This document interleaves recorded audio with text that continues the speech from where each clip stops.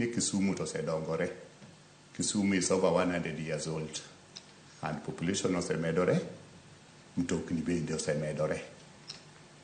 To en morna makende ni Kisumu ni the only city mangi modern bus park. The kind of bus park ma wan go Kisumu, ki wuoth idhi kata Eldoret, idhi Nairobi, idhi those other cities. Ok ibi yudo city mangi size mar bus park ma wan go Kisumu. But bende is well organized. To gima chanda is only one. Agombo ni samoro kaponi wuoke point A tidhi e point B, to bede ni kami wuoke no bed maber maloyo bed maber maloyo kama nyae, in the sense ni maybe security makanyo pogore, yuayo ji aina ma the city manager wacho go be koro at least odok piny.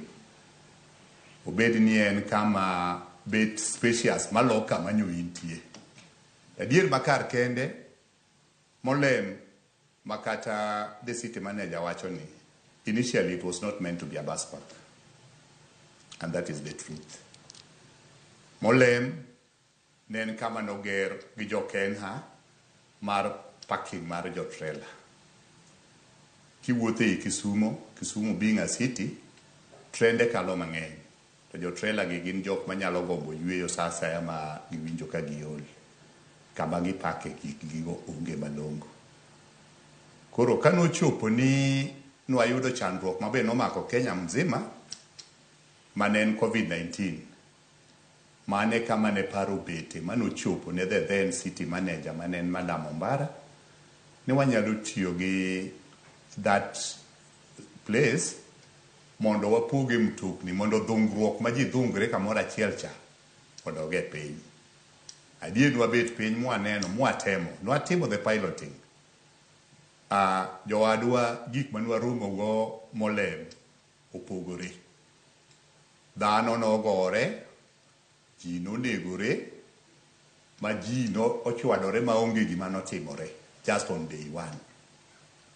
Mana nikech structures nokoket maber, mwawuoyo piny, mwabet piny gi johala, mwabet piny gi the community ma bende bus park no, the so-called bus park ogere, mondo ji oneni to ere kaka wadhi tiyo kodgi, nikech gibe gineno ni mwandu ni e gwenge. Okelnegi gold. Koro sama okelnegi mwandu gito gi benefit na.